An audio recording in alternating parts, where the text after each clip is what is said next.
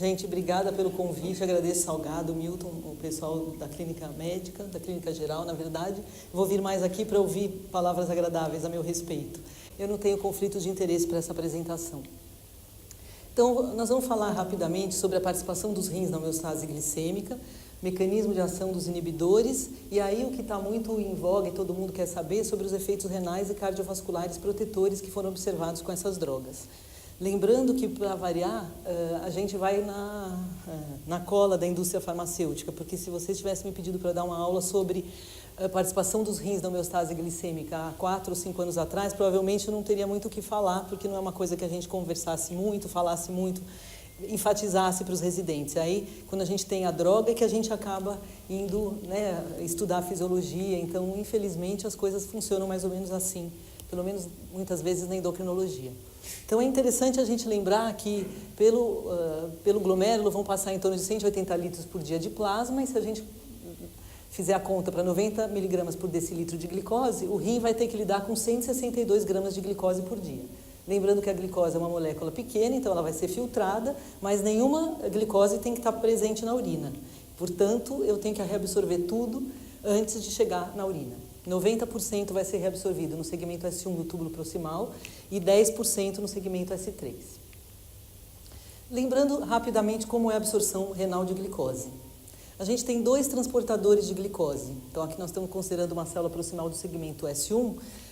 Eu tenho o SGLT2 na membrana apical e o GLUT2 na membrana basolateral. O GLUT2, ele é um transportador que vai fazer só difusão passiva, né, difusão facilitada, na verdade, e aí vai funcionar por gradiente. Então, como a concentração de glicose dentro da célula é maior do que no interstício, a glicose consegue sair. No entanto, na borda apical, essa concentração é maior fora do que dentro. Então, eu não teria como ter um GLUT2 aqui. Eu precisei ter o SGLT2, que é um transportador de glicose acoplado a sódio.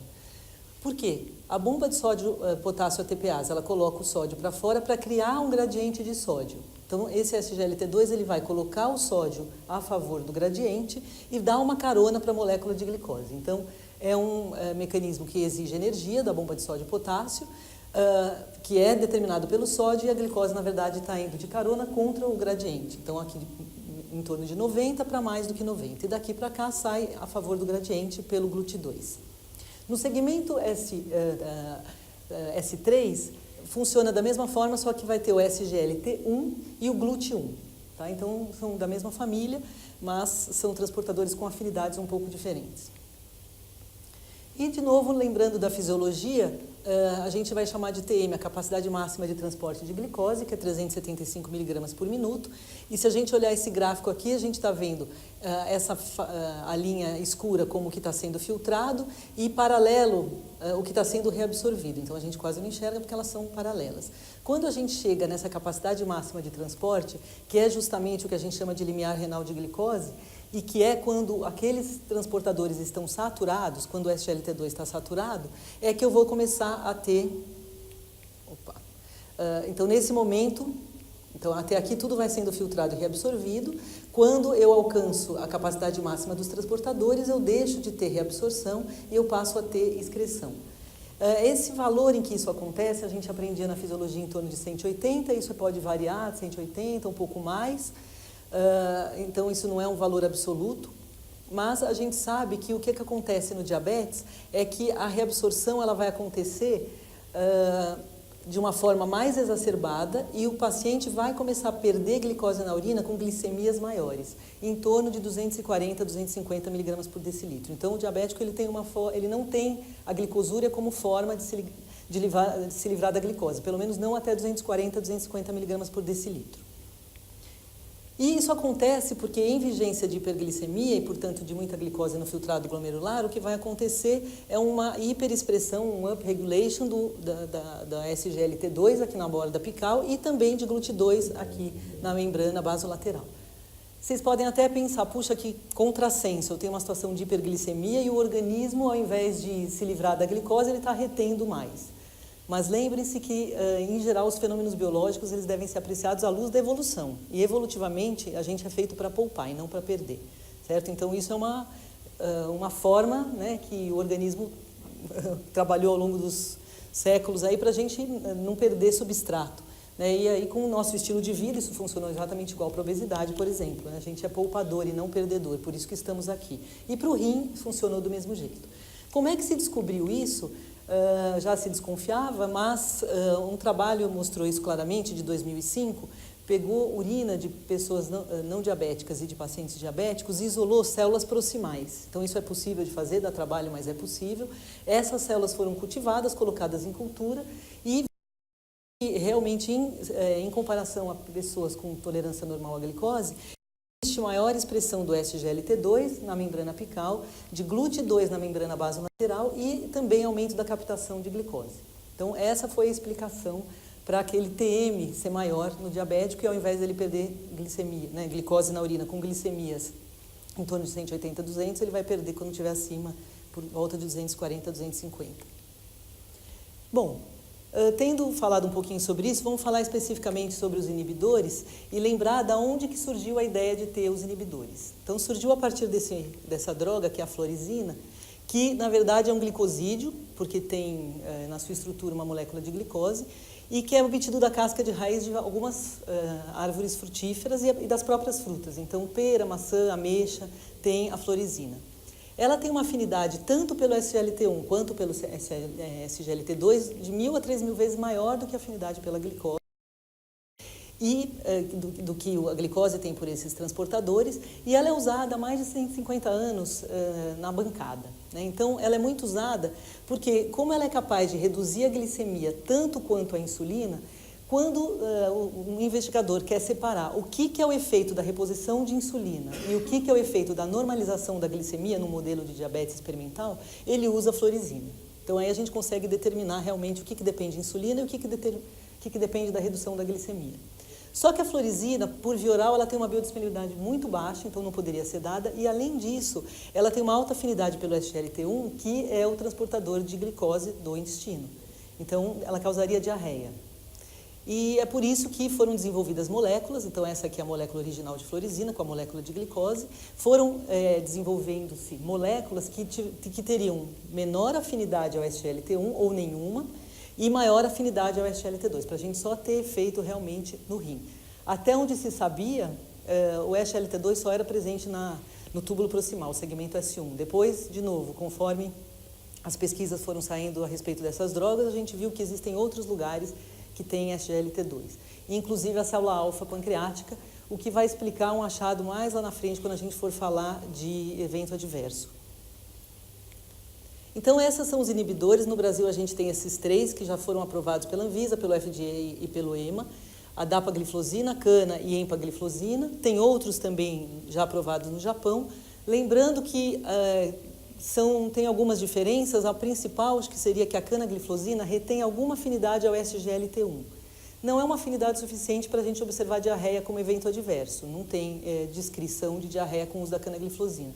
Mas tem alguns trabalhos que mostram que, sim, o fato de inibir o SGLT1 intestinal não chega a impedir a absorção de glicose, mas retarda a absorção de glicose. Isso poderia resultar em um efeito bom, porque chegaria a glicose mais proximalmente no ilho e aumentaria a secreção do GLP-1, o Glucagon-like peptide 1, que é uma molécula, que é uma incretina, que aumenta a secreção de insulina, diminui de glucagon.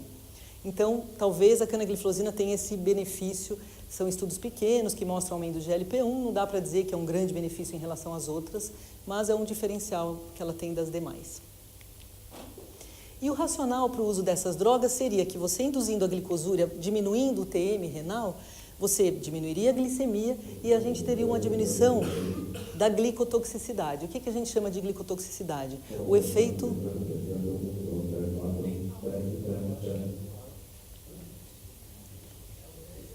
O efeito tóxico da glicose, tanto sobre a célula beta, sobre a função da célula beta, reduzindo a secreção de insulina, quanto na periferia mesmo, diminuindo a sensibilidade à insulina. Então, a gente sabe que um paciente que está constantemente hiperglicêmico, ele tem essa glicotoxicidade. Piora a resistência na periferia e piora a secreção de insulina. Quando você melhora a glicemia, por qualquer método que seja, qualquer medicamento que melhore a glicemia, é capaz de reduzir glicotoxicidade. Então, esse seria o racional. E, além disso, você poderia complementar a ação de outros antidiabéticos, já que o mecanismo de ação é completamente diferente dos outros, não é em fígado, não é em tecido adiposo, não é na célula beta, então é a única classe que atua nos rins. E, em teoria, poderia ser usado em qualquer fase do espectro da doença, desde o início até o final. Mas a gente sabe que pacientes que têm pouca ou nenhuma insulina, como os diabéticos tipo 1, estão mais sujeitos a um dos eventos adversos que foi descrito com essa droga, que é a cetoacidose euglicêmica. E que tem um pouquinho a ver com o fato de existirem moléculas de SGLT2 na célula alfa, e essas drogas, elas acabam estimulando a produção de glucagon. E aí você ter pouca ou nenhuma insulina e glucagon em situações de risco, como infecções, cirurgias, mesmo consumo de álcool ou baixo consumo de carboidrato, poderiam predispor o indivíduo a ter a cetoacidose euglicêmica.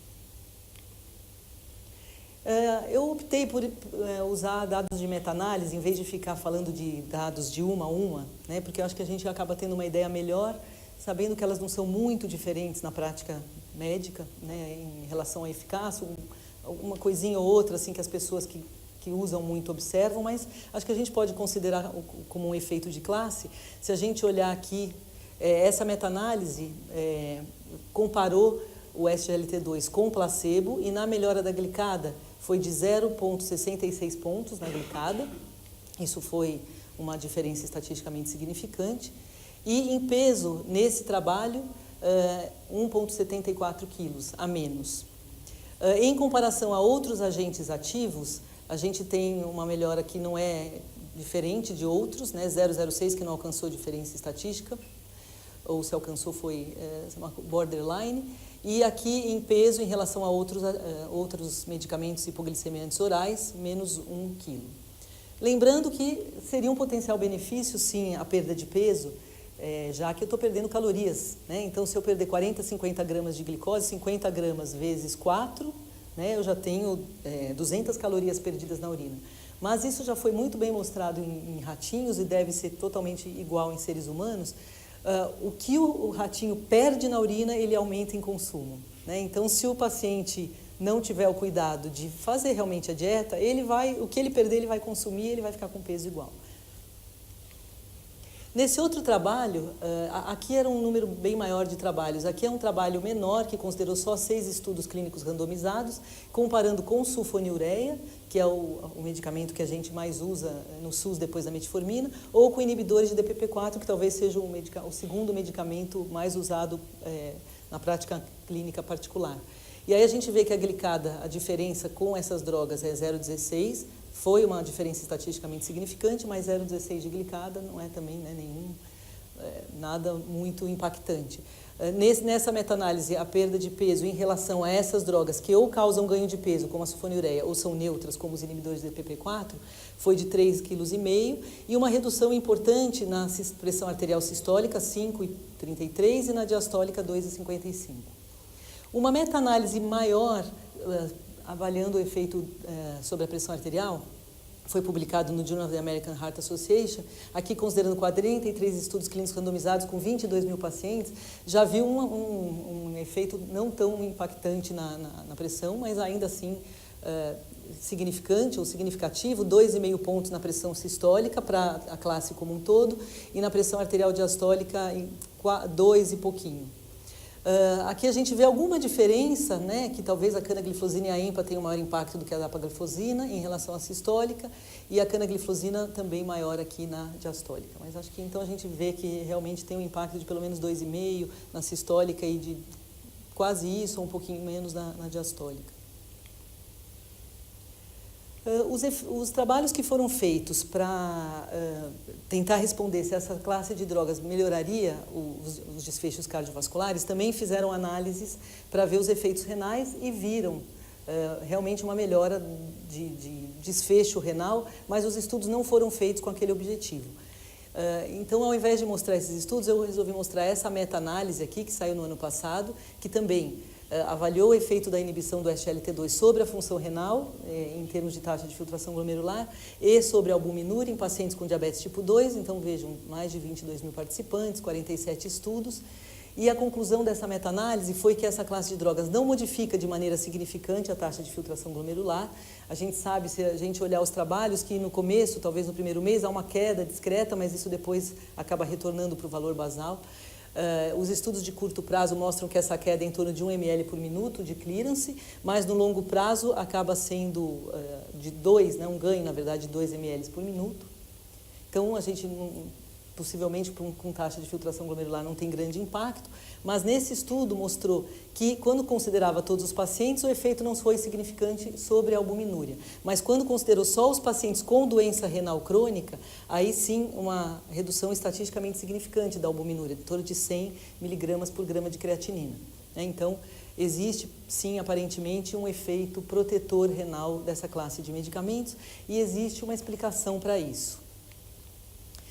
Para a gente lembrar, entender essa explicação, a gente tem que lembrar desse balanço glomérulo-tubular, que é a conversa que existe entre o glomérulo e os túbulos, em que quando tem aumento da taxa de filtração, aumenta a reabsorção tubular e também que existe um feedback do túbulo para o glomérulo. Então, o normal é que a absorção de sódio e glicose aqui seja normal, né, em paciente que não é diabético, tudo vai bem, na mácula densa não tem nenhum sinal para aumentar a secreção de renina ou angiotensina e nada acontece. Então, essa é a situação normal. O que é que se viu nos diabéticos? É que o aumento da reabsorção de sódio e de glicose, já que eu tenho aumento da expressão dos transportadores, né, do SGLT2, faz com que chegue menos sódio na mácula densa. E isso é visto como se fosse uma hipovolemia e estimula a produção de renina e angiotensina. Então, isso acabaria levando a uma vasoconstrição da arteríola eferente. Além disso, haveria também a produção de adenosina em resposta a essa diminuição de sódio sentida pela mácula, e aqui haveria a vasodilatação da arteríola ferente. Isso justificaria um aumento da pressão intraglomerular e a hiperfiltração que a gente vê muitas vezes nas fases iniciais da doença renal do paciente diabético. Tá, então, vocês acompanham, talvez já tenham acompanhado, que a gente nunca sabia, na verdade, se a hiperfiltração era ou não deletéria. Em um dado momento falava que sim, que a hiperfiltração é deletéria, depois ficou que não. E, na verdade, tem trabalhos, por exemplo, esse aqui de 2005, que mostra que a taxa de filtração glomerular ela é diretamente, positivamente relacionada com a taxa de reabsorção de sódio. E existe um trabalho de prova de conceito que deu um dos inibidores para pacientes com diabetes tipo 1 que estavam hiperfiltrando e viram redução da hiperfiltração com essa classe de medicamentos. Então, seria uma prova de conceito de que quando você reduz a absorção de sódio, né, por inibir o transportador, deixa de ter aquele sinal para a mácula densa, você não teria mais vasoconstrição da eferente, nem vasodilatação da aferente, e isso reduziria a hiperfiltração. Então, isso realmente foi visto nesse estudo em pacientes diabéticos tipo 1. Não mudou a função renal, do ponto de vista de excreção de albumina, não teve uma grande mudança no controle glicêmico dos pacientes, porque a gente sabe que hiperglicemia também leva à hiperfiltração, eles mantiveram o mesmo controle, mas o uso do medicamento por algumas semanas reduziu a hiperfiltração. Então, seria mais ou menos uma prova de conceito para, talvez, a gente visualizar melhor esse efeito aqui, de que sim, reabsorver muito sódio por aumento de expressão do SGLT2 no túbulo proximal pode ter efeitos deletérios sobre os rins. Em relação aos efeitos cardiovasculares, então, acho que todo mundo viu, fez bastante barulho, o EMPA-REG, né, que foi o primeiro que foi publicado, que teve seus resultados apurados, que foi realizado com a empagliflozina, que queria ver realmente desfechos cardiovasculares e mortalidade em diabetes tipo 2.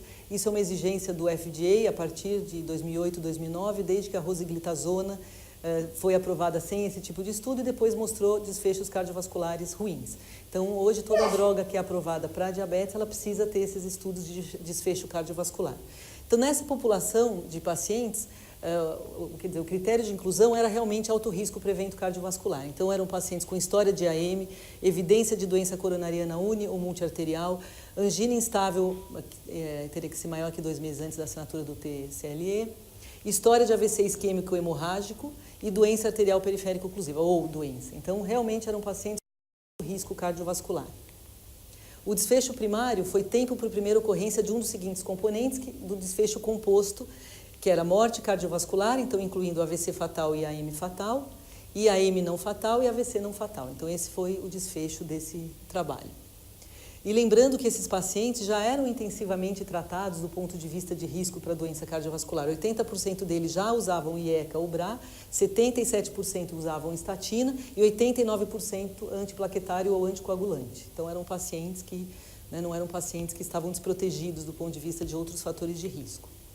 E os resultados foram impressionantes no sentido que muito rapidamente, então se a gente olhar os 48 meses, as curvas elas se separam muito precocemente, tanto para o desfecho primário, aquele desfecho composto, quanto para a morte por causas cardiovasculares. Então aqui a redução foi de 14%, aqui a redução foi de 38% de morte por doença cardiovascular, por causas cardiovasculares, morte por qualquer causa, também uma redução grande de 32%, possivelmente explicada pela causa cardiovascular. E também outro dado que chamou a atenção foi a hospitalização por insuficiência cardíaca, que foi uma redução de 45%, ou 35%, 65% já, 35%, em hospitalização por ICC. Quer dizer, esses resultados, eles realmente ampliaram a indicação dessas drogas e vocês vão ver que hoje algumas diretrizes já consideram que depois da metformina em paciente com alto risco cardiovascular deve-se considerar essa classe de medicamentos ou o liraglutida, que é um análogo de GLP-1, para tratar o paciente com diabetes. O outro estudo foi feito com a canagliflozina, também em pacientes com doença cardiovascular. Então aqui os critérios de inclusão eram maior ou igual a 30 anos com história de doença cardíaca aterosclerótica sintomática ou mais do que 50 anos com pelo menos 2 dos seguintes fatores de risco para doença cardiovascular. Diabetes por mais que 10 anos, claro, tinha que ser diabético, e além disso, hipertensão em tratamento com antihipertensivo, tabagismo, micro-macroalbuminúria ou HDL abaixo de 38. Então, esse estudo também teve aquele desfecho primário com 3 elementos, a morte cardiovascular, IAM não fatal e AVC não fatal, e chamou a atenção resultados muito parecidos novamente. Então aqui a morte por causa cardiovascular, IAM e AVC não fatal, que era o desfecho primário, também teve uma redução de 14%, que foi observada também de forma relativamente precoce ao longo dos meses de estudo. Morte por causas cardiovasculares, aqui teve essa redução que não alcançou diferença estatística. Hospitalização por insuficiência cardíaca, o mesmo resultado observado no trabalho anterior com a dapagliflozina, uma redução importante. E morte por todas as causas também, borderline, aqui também não cruzou a unidade, assim como morte por doenças cardiovasculares, mas resultados muito parecidos, especialmente aqui. E tem um outro estudo em andamento com a terceira droga que é aprovada no Brasil, que é a dapagliflozina, que também é paciente com alto risco de doença cardiovascular e desfechos primários muito semelhantes. Então esse a gente ainda não tem os resultados, mas não se espera que sejam muito diferentes. Aparentemente é um efeito de classe mesmo, isso que a gente está observando. Esse foi um estudo que saiu no Circulation e que foi um estudo de vida real.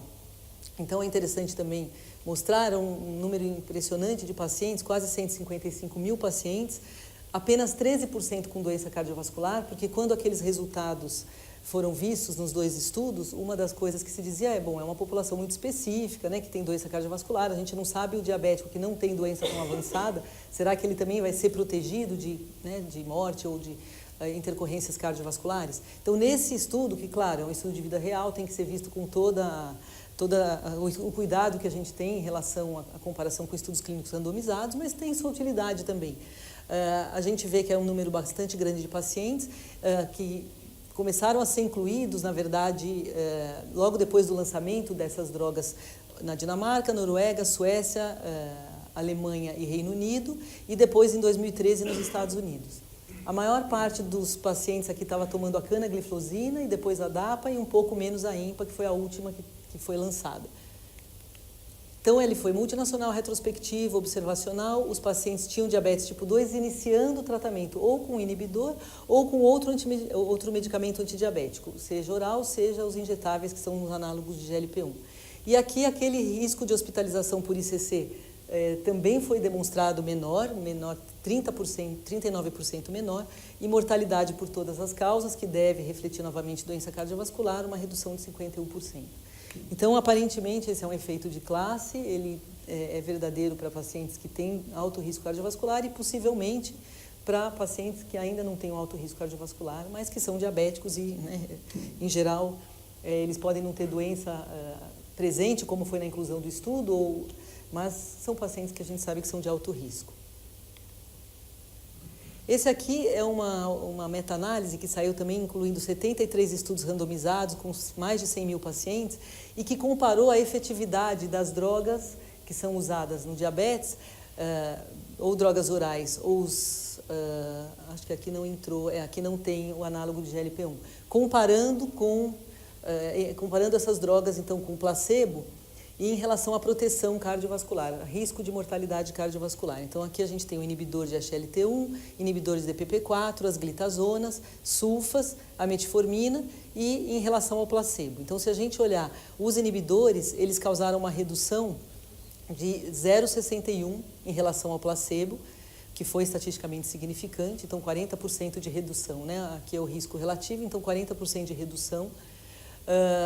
A metformina, em relação ao inibidor de SGLT2, foi a única droga que não deu diferença estatisticamente significante, então a comparação de redução de risco entre metformina e inibidor não deu diferença, mas deu diferença com a sulfonilureia também, quase 50% de redução de risco, com as glitazonas, 34% de redução de risco, e com os inibidores de DPP4 também quase 40% de redução.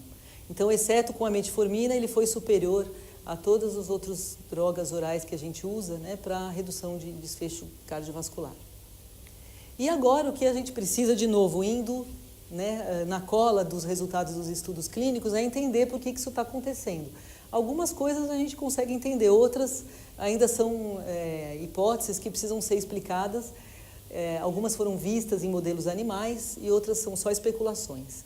Então, pelo efeito diurético, né, já que tem a glicosúria, natriurese, eu vou ter uma redução da volemia, então eu tenho uma redução da pré-carga, eu vi que tem uma redução da pressão arterial, então eu também tenho uma redução da pós-carga. Interessante que muitos dos outros medicamentos que reduzem a PA aumentam um pouquinho a frequência cardíaca, por exemplo, os análogos de GLP-1. Aqui a gente não tem esse aumento da frequência cardíaca, então uma hipótese é que essa classe de medicamentos diminuísse a atividade do sistema nervoso simpático, e isso explicaria por que eu não tenho a taquicardia. Se fala em diminuição da rigidez arterial, em alguns estudos in vitro em modelos animais se viu um aumento dessa molécula de angiotensinogênio 1,7, que se ligaria ao receptor AT2 e não ao receptor AT1, que tem um efeito benéfico. Diminuição de inflamação e estresse oxidativo, a redução da albuminúria que a gente vê, embora a albuminúria ela seja mais um marcador, né, de doença cardiovascular propriamente dita, mas enfim. Uma coisa interessante que se aventa é o aumento da cetose, porque com essa classe de medicamentos a gente sabe que existe maior formação de corpos cetônicos, e os corpos cetônicos eles são bons substratos energéticos, especialmente para o miocárdio, então isso pode ser um fator interessante. No longo prazo, então, esses medicamentos eles também reduzem o ácido úrico sérico por uma alteração no transportador de ácido úrico, que também está no túbulo proximal. E, obviamente, no longo prazo, você melhorar o peso, melhorar a glicemia, melhorar a resistência insulínica também teria um impacto, né? Mas o fato é que a abertura daquelas curvas foi muito precoce, então esses efeitos de longo prazo não se explicariam. A gente realmente precisa desse outro lado aqui para explicar a precocidade do efeito benéfico. Trabalhos mais recentes mostram que tem uma diminuição do sódio no cardiomiócito e isso aumentaria o influxo de cálcio e poderia ter efeito benéfico diminuindo hipertrofia, fibrose, melhorando o remodelamento e melhorando a disfunção sistólica. Então, como eu falei, são achados ou estudos in vitro em cultura de célula ou ainda em modelos animais e carecem de confirmação. Para vocês verem, então, o impacto dessa classe de medicamentos, nesse último algoritmo da Associação Americana de Diabetes para tratamento antihiperglicêmico dos pacientes com diabetes tipo 2, permanece as modificações do estilo de vida e a monoterapia com metformina como sendo o primeiro passo, e aí deve-se reavaliar a hemoglobina glicada depois de 3 a 6 meses, e se o paciente não tiver chegado no alvo que você escolheu para ele, você vai para a terapia dupla, que seria a modificação do estilo de vida, a metformina e um agente adicional. Até a última vez, até 2017, não havia sugestão. Quer dizer, quando a gente coloca todas as classes de medicamentos, sulfonilureia, inibidor de DPP4, análogo de GLP-1, as glitazonas e agora o SGLT2, os inibidores, você não tem uma receita de bolo depois da metformina. Vai muito do perfil do paciente, do poder aquisitivo. Agora, como terapia dupla, a Associação Americana ela está recomendando que para pacientes que têm doença cardiovascular aterosclerótica estabelecida, a segunda droga seja ou um inibidor do SGLT2 ou a liraglutida, que é um agonista do receptor de GLP-1 e que também mostrou, num estudo de desfecho cardiovascular, proteção cardiovascular. Em relação a efeitos adversos, eu não coloquei aqui, mas a maior parte deles é de infecção no trato genital. Infecção no trato urinário, a maioria das meta-análises não dá como significante, sim, a infecção no trato genital, possivelmente porque a glicose local vai aumentar a adesão de alguns tipos de bactéria e principalmente de fungos, né, por cândida, que se diz que são infecções facilmente tratáveis, se o paciente estiver se beneficiando do tratamento, e que também uma boa higienização pode prevenir. Então, banho de assento, principalmente nas mulheres, depois de cada micção, dormir sem roupa de baixo. Então, são coisas que as pessoas acabam recomendando para que você diminua a chance dessas infecções. Hipotensão é uma preocupação em idosos, especialmente se eles já estiverem tomando diurético, então tem que ter um certo cuidado para ajustar o diurético, principalmente então no idoso, que poderia aumentar o risco de quedas e aí aumentar o risco de fratura nessas pessoas.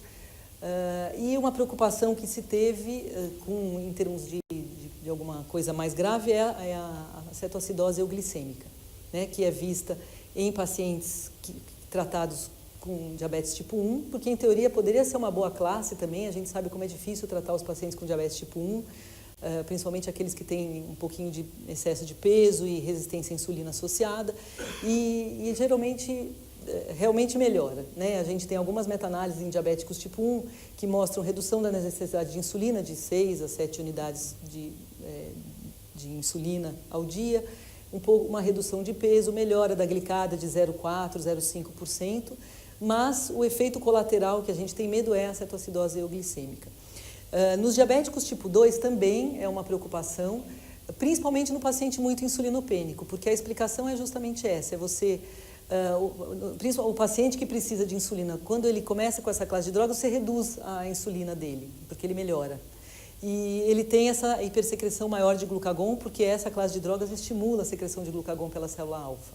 E aí, numa situação de risco, como aquelas que eu mencionei, aumento do consumo de álcool, exercício, paciente que come pouco carboidrato, paciente que vai fazer cirurgia, esses pacientes ficariam mais sujeitos a ter a cetoacidose. Então, ele não é aprovado em bula, por exemplo, para paciente tipo 1, mas a gente sabe que alguns médicos usam. Pode usar, a gente vê benefício desde que o paciente seja extremamente orientado, né, a reconhecer uma cetoacidose ou te ligar imediatamente assim que suspeite. E para o tipo 2, que é insulinopênico, vale a mesma preocupação. Então, se ele for ser submetido a uma cirurgia, por exemplo, tem que parar 3, 4 dias antes e só retornar quando ele estiver completamente restabelecido. Então, essa é uma preocupação que a gente tem em relação a esses pacientes. Eu acho que era isso que eu queria falar e estou à disposição.